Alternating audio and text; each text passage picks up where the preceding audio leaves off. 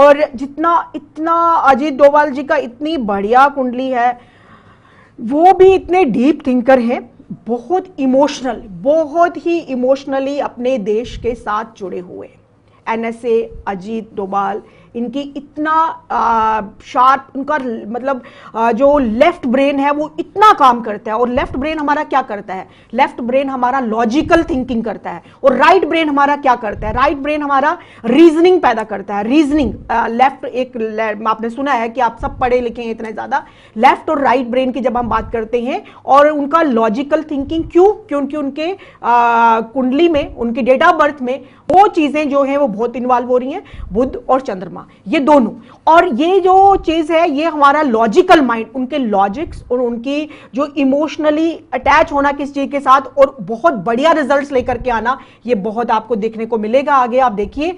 लेकिन ये चीज जरूर है, अपनी जो बदले की भावना है उसको हमें शांत रखना चाहिए।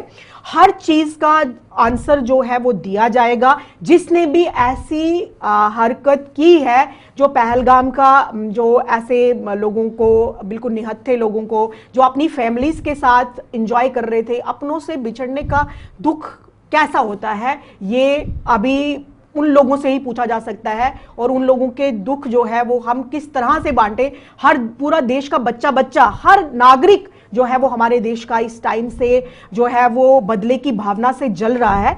तो लेकिन अजीत डोभाल जी के शांत बिहेवियर को देख करके, कम बोलना, और ये इनके ग्रह बता रहे हैं, जो उनकी डेट ऑफ बर्थ मुझे मिली है उस डेट के हिसाब से मैंने पूरी गणना की, और मुझे देखा कि वो अपनी सूझबूझ से और बड़े शांत देखने में वो लग रहे हैं, लेकिन वो शांत, इतने शांत नहीं है जितना आपको वो नजर आ रहे हैं। उसी तरह से ये जो 4 कुंडलियां मेरे पास आई, इन कुंडलियों के पूरा विश्लेषण करने पे, क्योंकि टाइम ऑफ बर्थ नहीं था, तो बहुत से सूत्र लगा करके किस टाइम में प्रश्न पूछा गया, और बहुत सी न्यूमरोलॉजी की लगा करके कि किस तरह से न्यूमरोलॉजी के हिसाब से हम फिट कर सकते हैं कि इन सब लोगों की कुंडली इस टाइम इनके देश के लिए क्या कहती है, और देश की अपनी कुंडली, क्योंकि देश की अपनी कुंडली बहुत महत्वपूर्ण होती है कि इस देश का आने वाला भविष्य कैसा होगा। तो ये जो घटनाएं मैंने आपको बताई, ये सारी, अभी मत सोचिए आपकी अभी आज हम ये बात कर रहे हैं और कल ऐसा कुछ अटैक होने वाला है और कुछ कल ऐसा हो जाएगा, ऐसा नहीं होगा।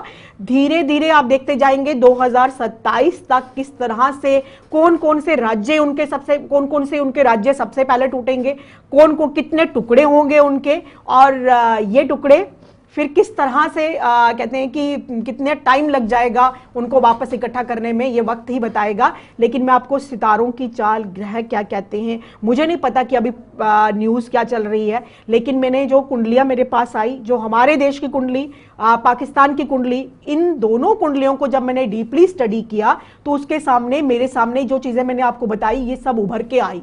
और लोगों को भी बहुत शांति बनाए रखनी चाहिए। हर चीज का, हर एक मतलब के जैसा भी हुआ लोगों के साथ, सबका बदला लिया जाएगा। ये ग्रह बता रहे हैं, मैं नहीं बता रही हूं। मंगल, मैंने पहले ही कह दिया कि मंगल की कैसी प्रवृत्ति है। मंगल अग्नि है, मंगल फायर है, तो वो फायर कहां खत्म होगी? नहीं खत्म होगी जब तक पूरा बदला नहीं लिया जाए।